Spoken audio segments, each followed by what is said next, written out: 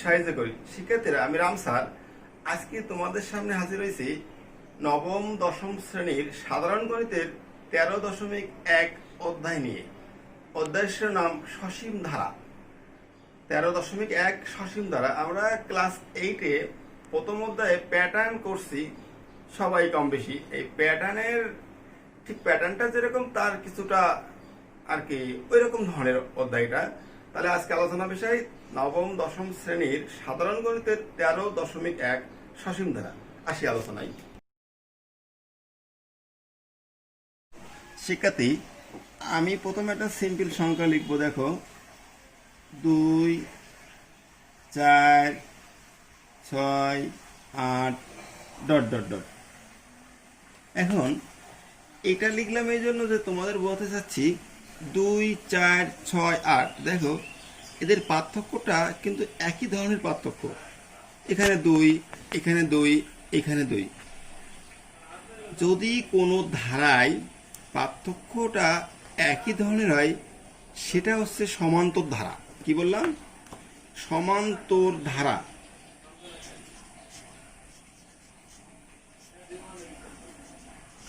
সমান্তর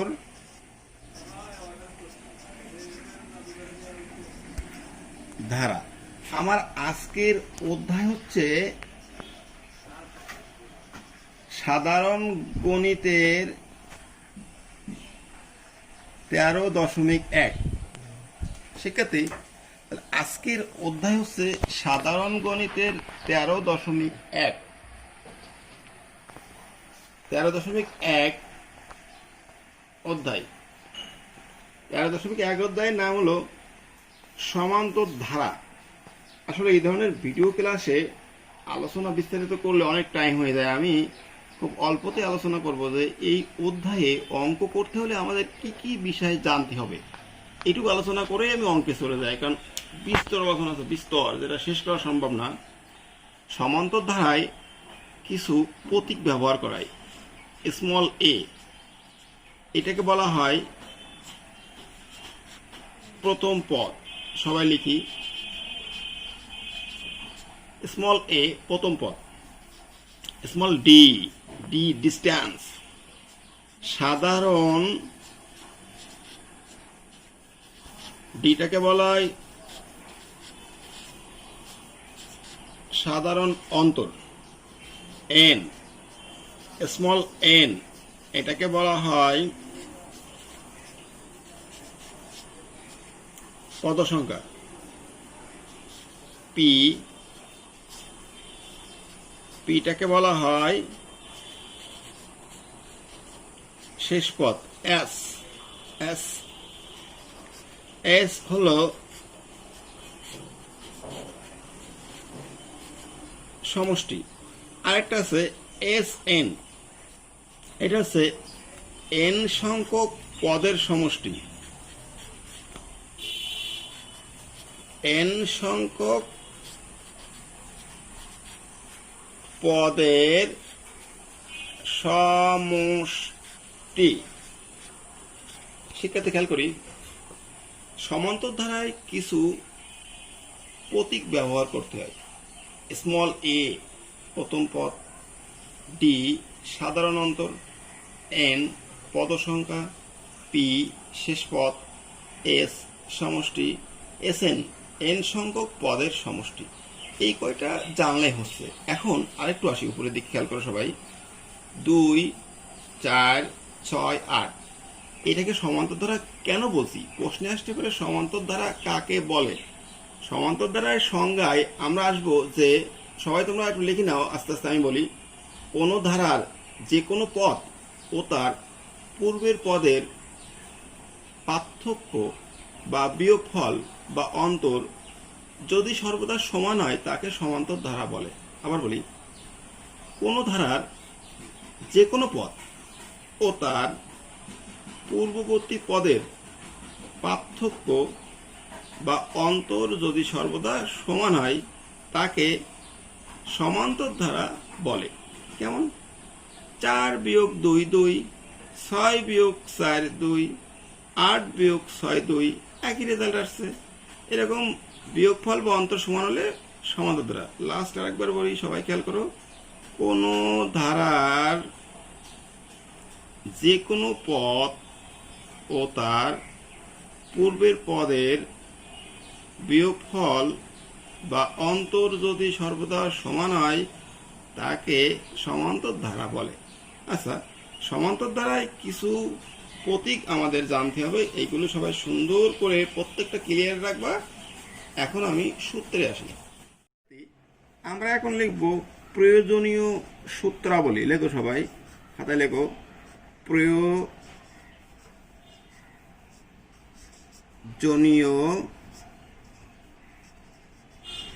সূত্রাবলী বা সূত্র যাই বলি।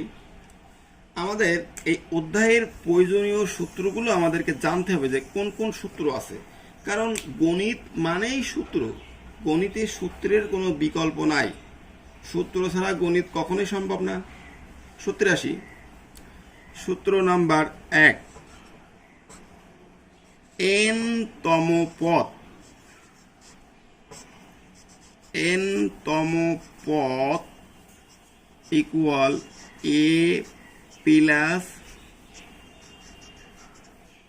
n-1 into D. কেমন হলো?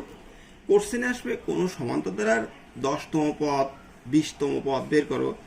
যেতম পদ বলবে n এর জায়গায় সেটা বসবে, 10তম পদ বললে n এর জায়গায় 10 বসবে। আর এডির মান তো আছে, কারণ এ প্রথম পদ, ডি সাধারণ অন্তর। আচ্ছা, নাম্বার 2, পদ সংখ্যা।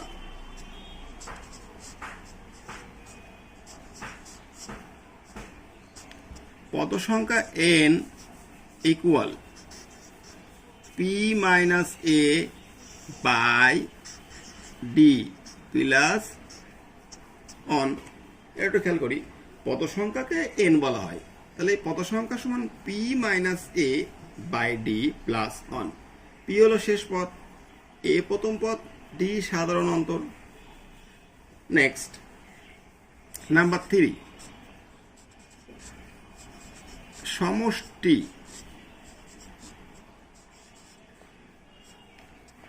s equal n/2 2a plus n-1 into d. শিক্ষার্থী, সমষ্টি s equal n/2 2a plus n-1 into D.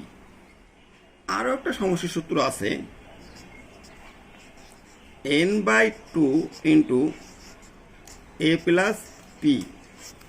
দেখো, এখন প্রশ্ন হচ্ছে তোমরা কোনটা কোথায় ব্যবহার করবে। শেষ পদ যদি কোনো ধারায় শেষ পদ দেওয়া না থাকে তাহলে এটা অ্যাপ্লাই করব, আর শেষ পদ দেওয়া থাকলে এইটা, কারণ এটাকে বলা হচ্ছে পি, পি হলো শেষ পদ, এখানে কোথাও দেখো পি নাই, n/2 into a plus P. তাহলে আমরা একটু সাইডে লিখে রাখি হালকা যে এই সূত্রটা কখন অ্যাপ্লাই করব। এটা সবাই লেখো, যদি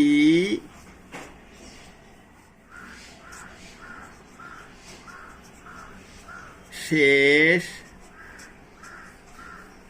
পদ থাকে, এটা আমরা সবাই একটু লিখে রাখবো, যদি শেষ পদ থাকে তবে এটা অ্যাপ্লাই করব। এখন তোমাদের ম্যাক্সিমাম জায়গায় একটা জিনিস আছে, ডি ডি ডি। ডি কে আমি আগেই বলে আসছি সাধারণ অন্তরটা, ডির মানটা কি করে বের করতে হয় আমি একটু দেখাই। ডি বের করবা তোমরা খুব সহজেই এইভাবে যে দ্বিতীয় পদ বিয়োগ প্রথম পদ, এইভাবে প্রত্যেকটা অঙ্কের ডি বের করবা। ডি বের করতে হলে আমাকে দ্বিতীয় পদ থেকে প্রথম পদ বাদ দিতে হবে, দ্বিতীয় পদ থেকে প্রথম পদ বাদ দিতে হবে। শিক্ষার্থী, আমরা আরেকবার বলি সূত্র, প্রয়োজনীয় সূত্র। আবার বলছি, গণিতের সূত্রের বিকল্প কিছু নাই। n তম পদ a plus n-1 into D. পদ সংখ্যা n equal p minus a by D plus 1। সমষ্টি s equal n/2 2a plus n-1 into d, অথবা n/2 into a plus p। এটাই অ্যাপ্লাই হবে যখন শেষ পদ থাকবে, শেষ পদ থাকলে এটা, না থাকলে এটা। তাহলে এখন আমরা সবাই একটু সূত্রগুলো একবার ভালো করে মনোযোগ দিই, সবাই একটু খেয়াল করো লাস্টে একবার সব সূত্রগুলো। আমরা সূত্রের পরে এখন গণিতে আসবো, কিভাবে গণিত সলভ করতে হয়। শিক্ষার্থী, আমরা অঙ্কে আসি। দেখো আমাদের 13.1-এ মূলত অঙ্ক শুরু হয়েছে 5 নাম্বার থেকে। এর আগে সব এমসিকিউ। 5 নাম্বারে বলা হয়েছে 2 - 5 - 12 - 19 - ... ধারাটির সাধারণ অন্তর এবং 12তম পদ কত? ভালো করে খেয়াল করি, এই ধারাটির সাধারণ অন্তর ও 12তম পদ কত। তাহলে এখন আমরা বইটা রেখে অঙ্কটা অ্যাপ্লাই করি কিভাবে। শিক্ষার্থী, 5 নাম্বার প্রথমে লিখতে হবে প্রদত্ত ধারা। খেয়াল করো, প্রদত্ত ধারা 2 - 5 - 12 - 19 - ... এই হচ্ছে আমার মূল প্রশ্নটা। এই প্রশ্নের সাধারণ অন্তর ও 12তম পদ বের করতে হবে। শুরুতে লিখতে হবে এখানে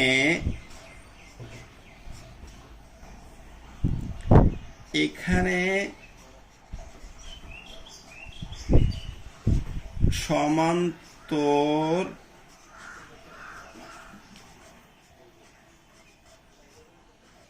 ধারার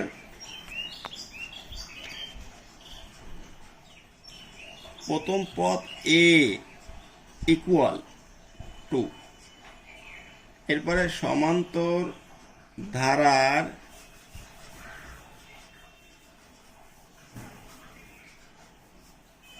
সাধারণ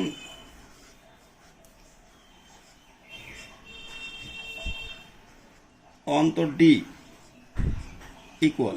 আমি ডি বের করার সময় শিখেছিলাম দ্বিতীয় পদ বিয়োগ প্রথম পদ। এখানে দ্বিতীয় পদ আছে -5 মাইনাস প্রথম পদ আছে 2, -5 আর -2 -7। খেয়াল করে একটু মূল অঙ্কে আসি। 2 - 5 - 12 - 19 ...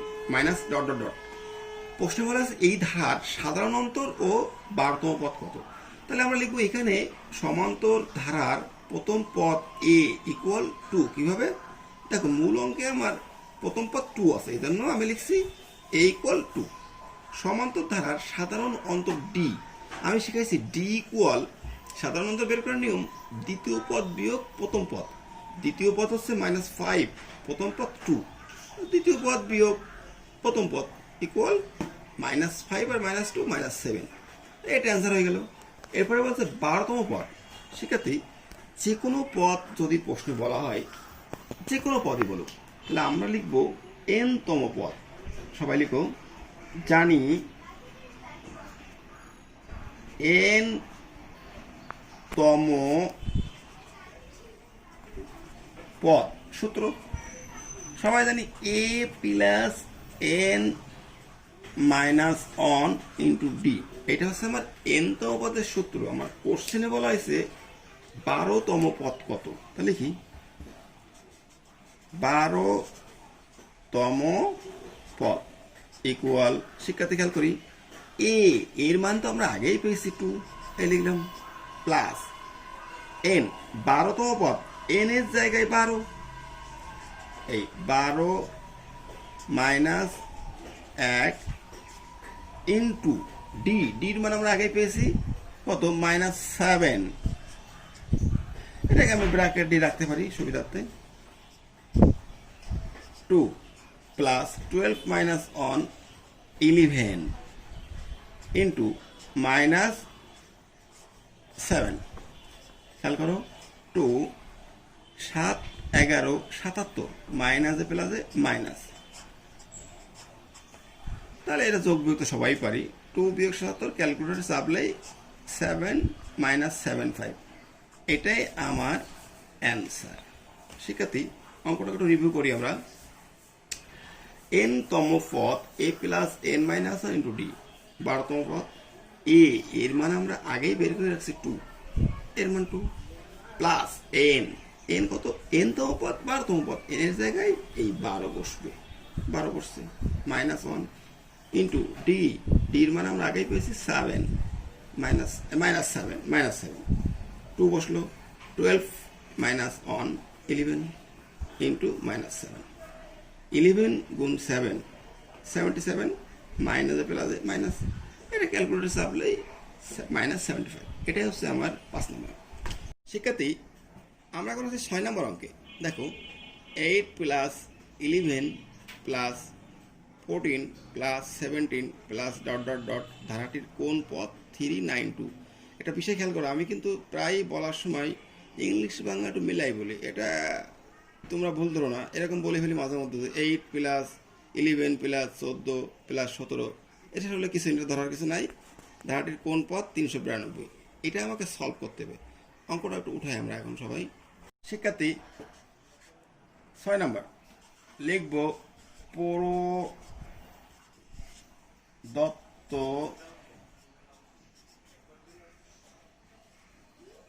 ধারা। লেখো 8 plus 11 plus 14 plus 17 plus dot dot dot dot. প্রশ্নে বলা হয়েছে কোন পদ 392, এ হলো আমার প্রশ্ন। একটু ব্যাখ্যা করি। দেখো 8 11 3 ব্যবধান, 11 14 3 ব্যবধান, 14 17 3 ব্যবধান, এরপরে ডট ডট ডট, মানে এখানে অনেক পথ আছে, 20 23, এরকম করতে করতে তোমাকে 392 পর্যন্ত লিখতে হবে। এটা লেখা সম্ভব না। লেখার পরে দেখতে হবে কয়টা পদ হয়েছে। আসলে এভাবে করা যাবে না, এটাকে আমরা সূত্রের মাধ্যমে আনি। এই অঙ্কে কোন পদ এত হতে পারে, 20 পদ, 40 পদ, 100 পদ, 200 পদ, যে কোনো পদই হতে পারে। তাহলে অঙ্কে আসি। শুরুতে যেটা করব, এখানে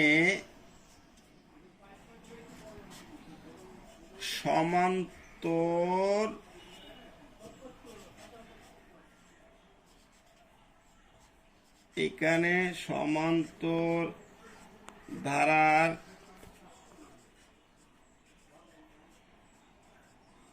প্রথম পদ a ইকুয়াল 8, সমান্তর ধারার সাধারণ অন্তর, আমি সাধারণ অন্তর না লিখে সা অন্তর ব্যবহার করতে পারি।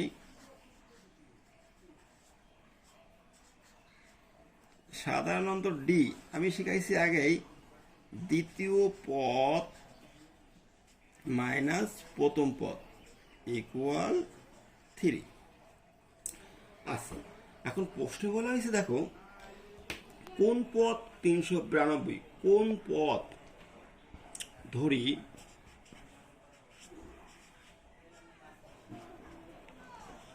n তম পদ ইকুয়াল 392। এটা ধরতে পারি আমি n তম পদ, এটা একটা সংখ্যা। বা আমি এখন n তম পদের সূত্র অ্যাপ্লাই করব। n তম পদের সূত্র আমার জানা ছিল a plus n minus 1 into d equal 392। এখন আমি মান অ্যাপ্লাই করব। দেখো প্রত্যেকটা মান আমার জানা আছে। এর মান আমার ডান দিকে দেওয়া আছে 8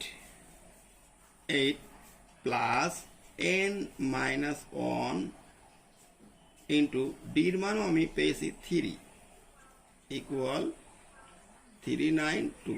আমি শুধুমাত্র মানটুকু লিখলাম। নেক্সট, বা 8 প্লাস 3 দিয়ে গুণ করো, 3n মাইনাস 3 ইকুয়াল 392। বা 8 থেকে 3 গেলে 5, 3n 392। বা 3n ইকুয়াল 392।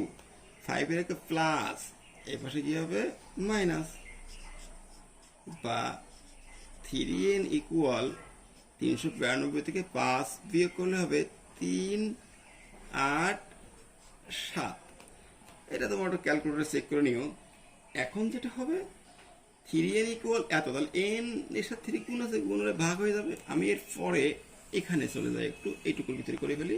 দেখো এরপরের লাইনে আসবে বা n ইকুয়াল 387/3। অতএব n ইকুয়াল 387-কে 3 দিয়ে ভাগ করলে অবশ্যই আসবে 129। এখন আমি একটু দেখাই তোমাদেরকে। এটুকু তো কিছু না, এটুকু তো সবাই পারি। এর মান ডি এর মান এটা পারছি। ধরি n তম পদ 392, n তম পদের সূত্র এটা ইকুয়াল এটা, এর মান 8, এটা আছে, ডি এর মান 3, 392। 8 বসলো, 3 দিয়ে গুণ করো, 3n মাইনাস 3 ইকুয়াল 392। 8 বিয়োগ 3 5 প্লাস 3n 392। 5 প্লাস ওই পাশে কি মাইনাস হলো, বিয়োগ করলে এটা 3 গুণ আছে, পরবর্তী লাইন 3 ভাগ হয়ে গেছে, তাহলে এটা ভাগ এটা 129। এখন তোমাকে লিখতে হবে অতএব 129তম পদ ইকুয়াল 392। আবার বলি, অতএব নির্ণেয় 129তম পদ 392। এটাই ছিল আমার 6। সেক্ষেত্রে তোমরা বাসায় বসে 7 নাম্বার সলভ করবে। 6-7 অঙ্ক একদম একই সেম, দেখবা 7 নাম্বারে অ্যান্সার 100 আসবে। এটা তোমরা নিজেরাই করো। নেক্সট শিক্ষার্থী, আমরা এখন 8 নাম্বার অঙ্ক সলভ করব। খেয়াল করো, কোনো সমান্তর ধারার m-তম পদ n এবং n-তম পদ m হলে ধারাটির m প্লাস n-তম পদ কত? ভালো করে বুঝতে হবে। m-তম পদ n একটা কন্ডিশন, আবার n-তম পদ, আবার বলি m-তম পদ n, m-তম পদ n এবং n-তম পদ m হলে ধারাটির m প্লাস n-তম পদ কত? এটা আমরা এখন সলভ করি। শিক্ষার্থী, 8 নম্বর অঙ্ক আমাদের প্রশ্নে বলা ছিল m-তম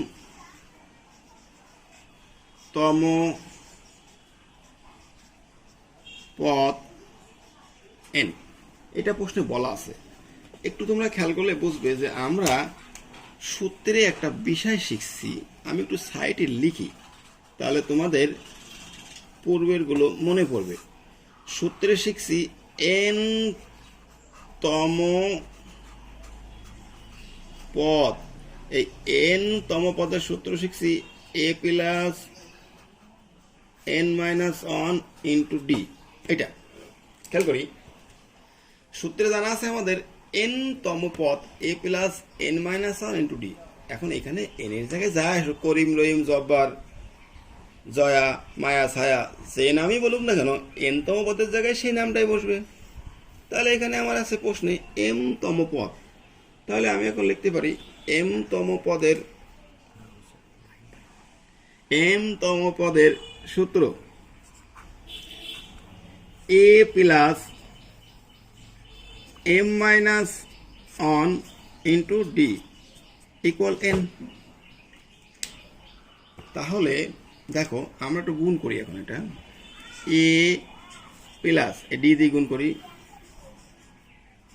md minus d equal n dot dot dot dot dot dot dot dot. এটাকে বলবো সমীকরণ 1। দেখো m-তম পদ n, তাহলে a plus m-1 into D, এটা হলো m-তম পদের সূত্র ইকুয়াল n। a বসে গেল, ডি দিয়ে গুণ করো, md মাইনাস ডি সমান n। লিখবো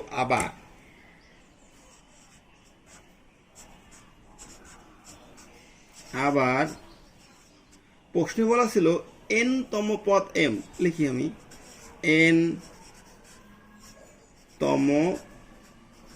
পদ সমান m। শিক্ষার্থী, আমরা ডান পাশে একটা সূত্র লিখছি প্রথমে, যে n-তম পদ a plus n-1 into D. তাহলে আমরা এখন এই সূত্রটা এখানে লিখব, বা n-তম পদের সূত্র হচ্ছে a plus n minus 1 into d equal M.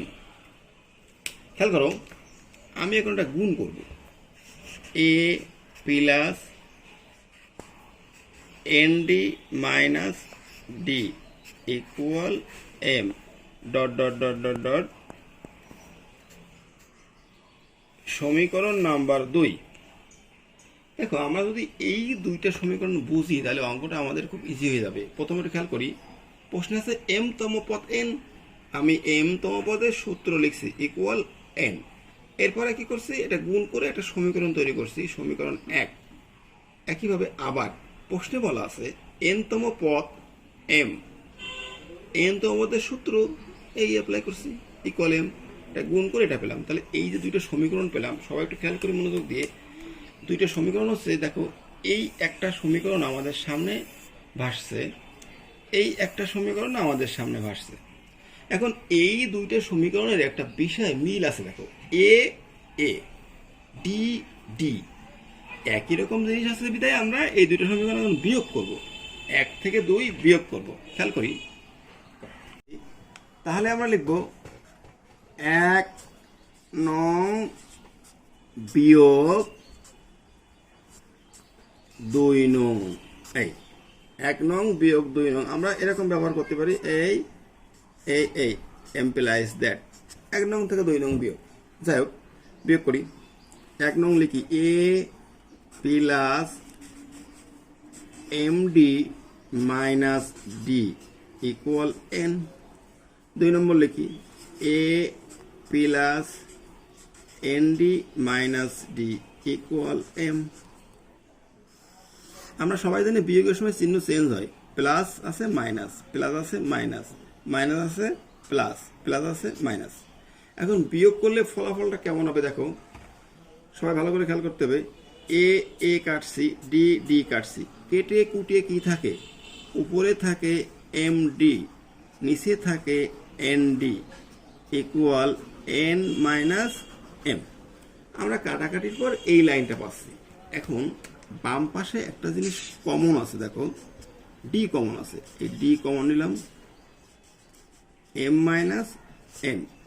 শিক্ষার্থী ভালো করে খেয়াল করো, এখানে এম মাইনাস এন পেয়েছি, এম আগে এন পরে, আর এখানে আগে এন পরে এম। একটু আমরা চেঞ্জ করি, মাইনাস এম আগে আনলাম আর এনটাকে পরে রাখছি, বা ডি ইকুয়াল, দেখো আমি এখান থেকে মাইনাস কমন নিলাম, তাহলে এম মাইনাস এন, আর এটা গুণ ছিল, গুণ থাকলে ভাগ হয়ে গেল। এই এখন শিক্ষার্থী ভালো করে খেয়াল করতে হবে, এম মাইনাস এন উপর নিচে কাটবে, কাটলে আমি ডির একটা ফ্রেশ মান পেলাম মাইনাস 1, কারণ এই দুইটা কাটলে একটা 1 থাকছে আর সামনে মাইনাস। তাহলে আমি ক্লিয়ার যে ডির মান মাইনাস 1 পেয়েছি। আমি কীভাবে পেলাম আবার দেখি, 1 আর 2 বিয়োগ করছি, বিয়োগ করলে সব চিহ্ন চেঞ্জ হয়ে যায়, এ এ কাটছি, ডি ডি কাটছি, থাকে কি m d minus n d, m d minus n d equal n minus m. এইখান থেকে দেখো শিক্ষার্থী, ডি কমন নেওয়া যায়, ডি কমন নিছি, প্রথমে আছে এম, এটাকে সাইজ করলাম, প্রথমে এম আনলাম পরে এন রাখলাম, ডি ইকুয়াল, এখান থেকে মাইনাস কমন নিছি, এই মাইনাস কমন নিলে এম মাইনাস এন থাকে, আর এখানে একটা গুণ ছিল, গুণ থাকলে ভাগ, এইটা এটা একই রকম, কেটে গেলে 1 হলো, সামনে মাইনাস, তাহলে ডির মান পেলাম মাইনাস 1। এই ডির মান মাইনাস 1 আমরা ব্যবহার করব। নেক্সট শিক্ষার্থী আমরা প্রশ্নের লাস্ট পর্যায়ে চলে আসি। আমাদের প্রশ্নে বলা হয়েছিল এম প্লাস এন তম পদ, লিখি এম প্লাস এন তম পদ ইকুয়াল, এটা চাইছে। দেখো আমরা বারবার একটা সূত্র অ্যাপ্লাই করছি, সূত্র আসলে গণিতের সূত্র ছাড়া কিছু নাই, প্রতিটা লাইনই সূত্র। এন তম পদ, এন তম পদের সূত্র এ প্লাস এন মাইনাস 1।